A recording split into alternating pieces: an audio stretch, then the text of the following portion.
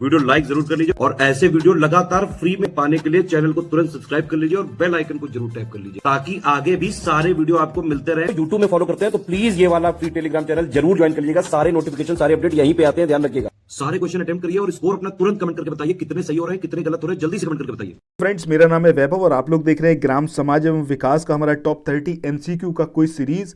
ये हमारा 12वां वीडियो है।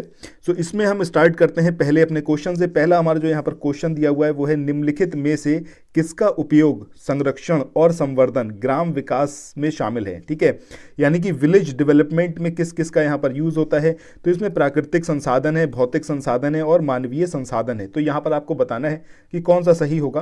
तो देखिए, इन तीनों की हम बात करें तो तीनों का ही हमारा रिलेशन है सीधे सीधे किससे, ग्राम विकास से। यानी कि विलेज डेवलपमेंट होगा, दैट मीन्स वहाँ के जो नेचुरल रिसोर्सेज हैं, जो फिजिकल रिसोर्सेज हैं, जो ह्यूमन रिसोर्स है, उसका भी अपग्रेडेशन होगा, उसमें भी वहाँ पर उसको प्रमोशन मिलेगा, प्रोटेक्शन मिलेगा, उसका प्रॉपर यूज हो पाएगा।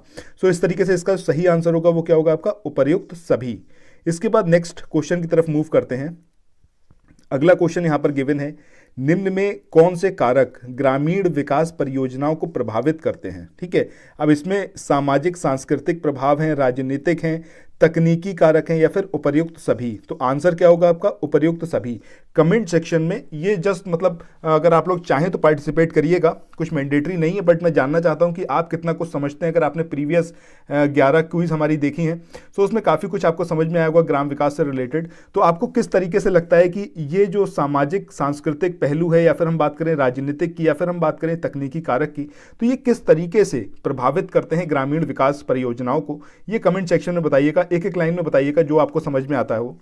ठीक है, थोड़ा आपका पार्टिसिपेशन यहाँ पर बढ़ेगा तो मतलब आपको भी अच्छा लगेगा, और बाकी ये है थोड़ा सा यहाँ पर ग्राम विकास को समझने में आपको और हेल्प मिलेगी। ठीक है, जो आप नहीं समझ पा रहे हैं कमेंट सेक्शन में दूसरों के जो व्यू है उसको आप यहाँ पर समझ पाएंगे। ठीक है, इसके बाद अगला यहाँ पर है, ग्रामीण क्षेत्रों में आय और रोजगार का जो प्रमुख साधन है वो क्या है। कृषि है, विनिर्माण है, शिक्षा है या फिर चिकित्सा है। तो देखिए, अगर हम बात करें ग्रामीण क्षेत्रों की तो वहां पर एम्प्लॉयमेंट और जो इनकम जनरेशन है वो टोटली बेस्ड किस पर है, कृषि पे। मतलब मेजॉरिटी में लोग वहां पर किससे संलग्न हैं, कृषि से। ठीक है, तो कृषि यहां पर सही आंसर होगा। इसके बाद आगे मूव करते हैं नेक्स्ट क्वेश्चन पे। अगला क्वेश्चन यहां पर है, निम्न में से किस प्रकार की कृषि में खरीदार और खेत उत्पादकों के बीच एक समझौते के आधार पर कृषि उत्पादन किया जाता है। ठीक है, मतलब जो खरीदार है और जो खेत मतलब कृषि कर रहा है ओरिजिनली, ठीक है, जो किसान है, उसके बीच में एक समझौता होता है और उसके आधार पर ही पूरा ये कृषि जो है वो उपज को करवाता है, मतलब प्रोड्यूस करता है। तो ये किस तरीके की कृषि में होता है, व्यापक कृषि में, जीविका में, अनुबंध में या फिर बागान में। तो सही आंसर क्या पर क्या होगा आपका, अनुबंध कृषि यानी कि कॉन्ट्रैक्ट फार्मिंग। ठीक है, तो सही आंसर क्या होगा आपका, अनुबंध कृषि। इसके बाद आगे मूव करते हैं नेक्स्ट क्वेश्चन पे। अगला क्वेश्चन यहां पर है, कानपुर मेट्रो रेल परियोजना का उद्घाटन निम्न में से किसने किया था, योगी आदित्यनाथ, अमित शाह, नरेंद्र मोदी या फिर आनंदीबेन पटेल। तो सही आंसर क्या होगा आपका, नरेंद्र मोदी। अच्छा, कमेंट सेक्शन में आप लोग मुझे बताइएगा कानपुर मेट्रो रेल परियोजना से रिलेटेड कितने फैक्ट्स आप जानते हैं जो कि एग्जाम पॉइंट ऑफ व्यू से इंपॉर्टेंट है। कमेंट सेक्शन में मैं आपका वेट करूंगा कि आप लोग वहां पर रिप्लाई करें। ठीक है, इसके बाद नेक्स्ट क्वेश्चन पे चलते हैं। अगला क्वेश्चन यहां पर है, निम्न में से किस वर्ष महात्मा गांधी राष्ट्रीय ग्रामीण रोजगार गारंटी अधिनियम इसको पारित किया गया। अब ये 2003 था, 2005, 2007 या फिर 2009। तो सही आंसर क्या होगा आपका, 2005। बहुत इंपॉर्टेंट है और मतलब ये आपको हर एग्जाम में देखने को मिलेगा। स्पेसिफिकली अगर आप बात करें लेखपाल के लिहाज से तो इंपॉर्टेंट है ही, बाकी वीडियो का जो आपका एग्जाम होना है उसमें भी, पीसीएस वाले में भी पूछा जाता है। मतलब हर तरफ इसकी एकदम मतलब कहिए तो बहुत ही ज़्यादा इंपॉर्टेंट है, क्योंकि हमारी जो मेजर पॉपुलेशन है उससे सीधे सीधे संबंध है इसका। ठीक है, इसके बाद अगला देखें तो इसमें है, निम्न में से कौन सुमेलित नहीं है। अब यहाँ पर आपको पैमाने दिए हुए हैं, 1 गज किसके बराबर होता है, 1 उनवासी किसके बराबर होता है, हेक्टेयर की बात करें या फिर हम 10 करम बराबर होता है 1 जरीब। ठीक है, तो यहाँ पर जो ये दिया हुआ है कि 1 हेक्टेयर बराबर 5 बीघा, एंड आई होप कि आप लोगों को समझ में आया होगा कि यही हमारा सही आंसर होगा, because this is not correct. अब करेक्ट क्या है ये भी पता होना चाहिए। तो 3.5 बीघा होता है 1 हेक्टेयर में, ये याद रखिएगा। इससे रिलेटेड एक ना एक क्वेश्चन तो आपको लेखपाल में मिलेगा ही। अगले क्वेश्चन की तरफ चलें तो निम्न में से कौन सा कृषि यंत्र फसल अवशेष को मिट्टी में मिलाता है और फसल बुआई के लिए सीड बेड इसको तैयार करता है। ये ग्राउंडनट डिकोरिटेटर है, या फिर ये स्ट्रिपर है, या फिर ये रोटावेयर है, या फिर ये लैंड लेजर लेवरर है। ठीक है, तो कौन सा है ये आपको बताना है। तो सही आंसर यहाँ पर क्या होगा आपका, रोटावेयर। ये वो कृषि यंत्र है जिससे जो फसल का अवशेष होता है उसको मिट्टी में मिलाया जाता है और फसल बुआई के लिए प्रॉपर जो है सीड बेड उसको तैयार करता है। इसके बाद आगे चलते हैं नेक्स्ट क्वेश्चन पे। अच्छा, कमेंट सेक्शन में आप लोग अपना स्कोर ज़रूर शेयर करिएगा, कितना आपका स्कोर रहा है। ये थोड़ा सा मतलब ठीक रहेगा कि पता चलता रहेगा कि आप लोगों को कितना यहाँ पर बेनिफिट हो रहा है क्विज से। जैसा आप लोगों का कमेंट सेक्शन में स्कोर रहता है तो उससे आइडिया लगता है कि हाँ क्विज का लेवल क्या था और आप लोगों की समझ कितनी है, कितना आपको यहाँ पर फ़ायदा हो रहा है। अब अगर रिपीटेड क्वेश्चन ही आपको देखने को मिले तो उसका कोई बेनिफिट नहीं है। ठीक है, सो इसीलिए मेरी कोशिश ये रहती है कि हर एक पहलू जितने भी आपके एग्जाम में पूछे जाएंगे लेखपाल से रिलेटेड, जो ग्राम विकास वाला पोर्शन है, तो इसमें हर एक पहलू को कवर करते हुए एमसीक्यू को बनाया जाए। अच्छा, नेक्स्ट क्वेश्चन की तरफ बात करते हैं। सामुदायिक विकास योजना ये भारत में किस वर्ष प्रारंभ करी गई थी? 1980 में, 1948 में, 1952 या फिर 1956? तो सही आंसर क्या होगा, 1952। इसके बाद आगे नेक्स्ट क्वेश्चन पे चलते हैं। अगला क्वेश्चन यहाँ पर गिवन है, जनजातीय एवं कृषक समाज की अगर हम बात करें तो उससे रिलेटेड यहाँ पर दो स्टेटमेंट दे रखे हैं, बताना है कि कौन सा यहाँ पर सही है। पहला है कि जनजातीय समाज, इसके द्वारा जो उगाया गया अन्न होता है ये सिर्फ उन्हीं की ज़रूरतों को पूरा कर पाता है। दूसरा है, कृषक अपनी ज़रूरतों के साथ अन्न को बाजार में बेचने के लिए कृषि कार्य करते हैं। मतलब कृषक जो है, जो प्रॉपर फार्मिंग कर रहा है, तो वो क्या करता है, वो अन्न को इस तरीके से उसको प्रोड्यूस करता है कि वो अपनी भी उसकी ज़रूरत पूरी हो, मार्केट में उसको बेच भी पाए, क्योंकि उसको अपनी भी पूरी आजीविका उस पर डिपेंडेंट है, मतलब लाइवलीहुड भी वो उससे कमा रहा है। सो इस तरीके से दोनों ही स्टेटमेंट यहाँ पर हमारे करेक्ट हैं, तो आंसर क्या होगा, दोनों।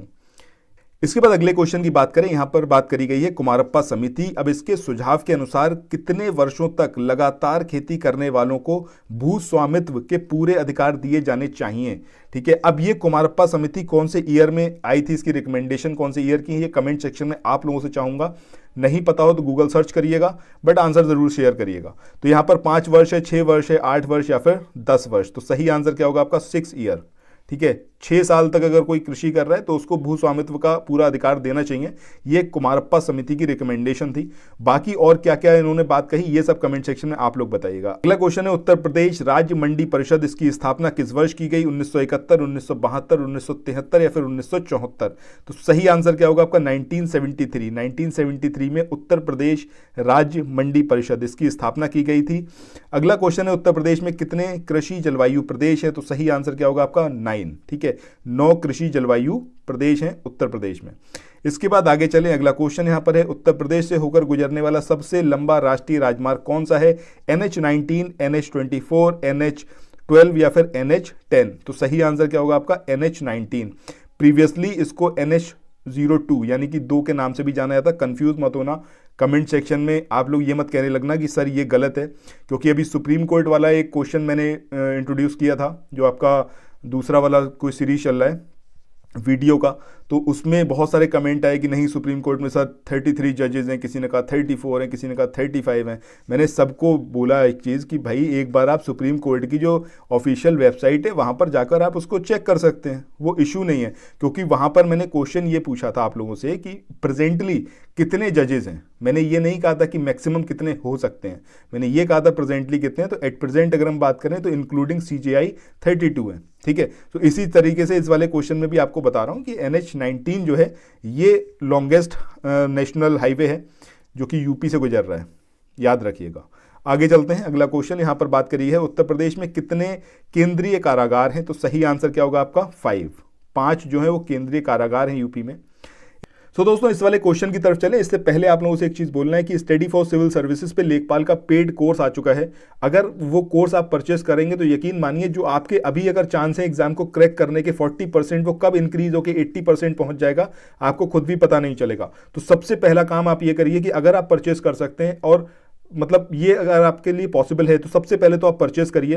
देखिए यहाँ पर ये जो क्विज हमारी चल रही है तो फ्री ऑफ कॉस्ट नहीं, तो आप कैसे भी लगा सकते हैं। बाकी जितने वीडियोज हैं स्टडी फॉर सिविल सर्विसेज के वो भी वहाँ पर फ्री हैं, वो भी आप कर सकते हैं। बट स्पेसिफिकली अगर आप चाहते हैं अपनी जो स्टडी है उसको पुशअप करना, तो प्लीज़ ये मेरा आपसे रिक्वेस्ट भी है और एक सजेशन भी है कि अगर आप अपने एग्जाम को क्वालिफाई करना चाहते हैं, आप इस कंपटीशन की दौड़ में बहुत आगे निकलना चाहते हैं, सबसे पहला काम आपको यही करना है कि जो पेड कोर्स वहां पर लॉन्च करा गया है स्टडी फॉर सिविल सर्विसेज पे, तुरंत उसको ज्वाइन करिए। ठीक है, अगर पैसे का इशू है, देखिए कहीं ना कहीं तो आप पैसे खर्च करते ही हैं, अगर पॉसिबल है आप कर सकते हैं तो बिल्कुल उसको करिए। ठीक है, तो ये एक चीज़ मुझे आपसे बोलना था। बाकी अब हम मूव करते हैं इस वाले क्वेश्चन पे। तो यहां पर हम बात करें, इस क्वेश्चन में जो बात करी गई है वो है आपका कि उत्तर प्रदेश में न्यूनतम साक्षरों की संख्या ये किस जिले में है? श्रावस्ती है, कानपुर नगर है, लखनऊ है या फिर गाजियाबाद? तो सही आंसर क्या होगा आपका? श्रावस्ती। इसके बाद नेक्स्ट क्वेश्चन की तरफ मूव करते हैं। अगला क्वेश्चन यहां पर है बरगा ऑपरेशन, ये निम्न में से किस राज्य सरकार से संबंधित है? उत्तर प्रदेश है, उड़ीसा है, बिहार है या वेस्ट बंगाल? तो सही आंसर क्या होगा आपका? वेस्ट बंगाल। ठीक है, वेस्ट बंगाल से रिलेटेड है बरगा ऑपरेशन। अब ये क्या था, ये कमेंट सेक्शन में मैं चाहूंगा कि आप लोग अगर नहीं पता है तो गूगल सर्च करिए, बट जरूर इसको खोज के इसके बारे में कम से कम 2 या 3 फैक्ट जरूर कमेंट सेक्शन में बताइएगा। इसके बाद अगले क्वेश्चन की बात करें, अमीर खुसरो की बात हो रही है, तो अमीर खुसरो का जन्म प्रदेश के किस जिले में हुआ था? इटावा, कासगंज, मैनपुरी, चंदौली? तो सही आंसर क्या होगा आपका? कासगंज। कासगंज में इनकी पैदाइश है अमीर खुसरो की। और अमीर खुसरो के बारे में तो आपने काफ़ी कुछ सुना होगा, मैं चाहूंगा कि कम से कम 2-3 फैक्ट इनके बारे में भी आप लोग कमेंट सेक्शन में बताएं। इसके बाद आगे चलें, अगला क्वेश्चन यहां पर है कि निम्न में से कौन सुमेलित नहीं है? ठीक है, एक तरफ आपको ट्राइब दे रखी है, दूसरी तरफ आपको जनपद यानी कि डिस्ट्रिक्ट दिए हुए हैं। अगरिया की बात करें सोनभद्र, सहरिया की बात करें ललितपुर, बैगा यहां पर जो कह रहा है ये सहारनपुर, दिस इज इनकरेक्ट। ठीक है, और चेरो की बात करें सोनभद्र। अगर हम बैगा की बात करें तो बैगा ये सहारनपुर का कोई मतलब ही नहीं है, इसको भी क्या होना चाहिए था आपका? सोनभद्र। ठीक है, ये भी इसका सही आंसर होगा। इसके बाद आगे चलें, अगला क्वेश्चन है यहाँ पे भारतेंदु नाट्य अकेडमी, इसकी जो स्थापना हुई थी कौन से ईयर में हुई थी? 1971, 1975, 1973 या फिर 1979? तो सही आंसर क्या होगा आपका? 1975। आगे चलते हैं अगले क्वेश्चन पे। अगला क्वेश्चन यहाँ पर आपको फिर वैसे ही है कि भाई युग्म दिए हुए हैं, सुमेलित करना है। एक तरफ आपको उत्सव के नाम दे रखे हैं, दूसरी तरफ स्थान दिए हुए हैं। परिक्रमा मेला अयोध्या, ठीक है, हरिदास जयंती वृंदावन, मकनपुर बिल्हौर। इसके बाद कलिंजर मेला जो बलरामपुर दे रखा है, दिस इज इनकरेक्ट। ठीक है, एंड आई होप कि आपके दिमाग में तुरंत स्ट्राइक भी करा होगा कि इसका सही आंसर क्या है, एंड दैट इज बांदा। ठीक है, जो कलिंजर मेला लगता है वो कहाँ लगता है? बांदा में। देखिए इनसे ही मतलब रिलेटेड क्वेश्चंस आपके एग्जाम में आने वाले हैं, तो जरूर हमारी पूरी क्विज सीरीज को देखा करिए। कम से कम 15 मिनट तो आप इन्वेस्ट कर ही सकते हैं अपनी पढ़ाई के लिए। ख्वाजा मोइनुद्दीन चिश्ती ये जो भाषा विश्वविद्यालय है ये कौन से जिले में है? अलीगढ़ में, बरेली में, लखनऊ में या फिर मेरठ में? अब देखिए जैसे ही हम ख्वाजा मोइनुद्दीन चिश्ती की बात करते हैं तो दिमाग में एक ऐसा आइडिया सेट होता है कि हाँ ये अलीगढ़ में होगा। ठीक है, तो ये चीज़ थोड़ा सा यहाँ पर याद रखिएगा कि भाई ये अलीगढ़ नहीं है, दिस इज़ लखनऊ। ठीक है, तो लखनऊ में है ख्वाजा मोइनुद्दीन चिश्ती भाषा विश्वविद्यालय। इसके बाद अगले क्वेश्चन पे चलें। यहाँ पर बात करी गई सूती वस्त्र उद्योग की दृष्टि से अगर उत्तर प्रदेश की स्थिति की बात करें पूरे इंडिया में, तो क्या ये पहली है, दूसरी है, तीसरी या फिर चौथी? तो सही आंसर क्या होगा? 3rd प्लेस पर हैं हम। ठीक है, तीसरे नंबर पर। इसके बाद अगला क्वेश्चन यहाँ पर है कि उत्तर प्रदेश में कांच उद्योग के प्रमुख केंद्रों में निम्न में कौन सा है? अब इसमें फिरोजाबाद है, मक्खनपुर है, सासनी है। तो देखिए सही आंसर क्या होगा? सभी। चाहे हम फिरोजाबाद की बात करें, चाहे हम मक्खनपुर की बात करें या फिर हम सासनी की बात करें, ये तीनों ही केंद्र जो हैं ये मेन आपके सेंटर हैं किसके? कांच उद्योग के, यानी कि ग्लास इंडस्ट्री के। इसके बाद नेक्स्ट क्वेश्चन की तरफ मूव करते हैं। अगला क्वेश्चन यहाँ पर है उत्तर प्रदेश के किस जिले में ट्रांसफार्मर फैक्ट्री है? क्या ये अलीगढ़ है, झांसी है, मथुरा है या फिर रेणुकूट है? तो सही आंसर क्या होगा? झांसी। ठीक है, झांसी में है ट्रांसफार्मर फैक्ट्री, बहुत ज़्यादा इंपॉर्टेंट है ये। और मतलब मान के चलिए एग्जाम में आपको या तो वीडियो में मिल जाएगा और या फिर आपको ये लेखपाल में मिल जाएगा। बहुत इंपॉर्टेंट क्वेश्चन है। निम्न में किसकी एक प्रजाति पूसा रसराज है? अब ये गेहूं है, आम है या फिर धान है या फिर खरबूजा? तो सही आंसर क्या है? खरबूजे की एक वैरायटी है पूसा रसराज। बहुत इंपॉर्टेंट है ये क्वेश्चन भी, जरूर याद रखना है आपको। अगले क्वेश्चन की बात करें बाजरे की बुआई, इसका जो समय होता है ये निम्न में से कौन सा है? जनवरी फरवरी है, मई जुलाई है, सितंबर अक्टूबर है या फिर दिसंबर जनवरी? तो सही आंसर क्या होगा आपका? मई जुलाई। ठीक है, ये इसका सही आंसर है बाजरे की बुआई का। इसके बाद अगला है यहाँ पर निम्न में कौन सा गरीबों का प्रमुख खाद्यान्न है? ठीक है, यानी कि which of the following is the main food of the poor? तो क्या ये गेहूं है, धान है, बाजरा है या फिर जौ है? तो सही आंसर क्या होगा भाई? बाजरा। यानी कि मिलेट्स जो है इनको बोला जाता है गरीबों का मेन खाद्यान्न। इसके बाद अगले क्वेश्चन की बात करें, यहाँ पर बात हो रही है उत्तर प्रदेश में लीची का उत्पादन निम्न में कहाँ होता है? मेरठ, सहारनपुर, उपर्युक्त दोनों या इनमें से कोई नहीं? तो सही आंसर क्या आएगा आपका? उपर्युक्त दोनों, यानी कि both of the above. Meerut में भी और सहारनपुर में भी दोनों ही जगह लीची का उत्पादन किया जाता है।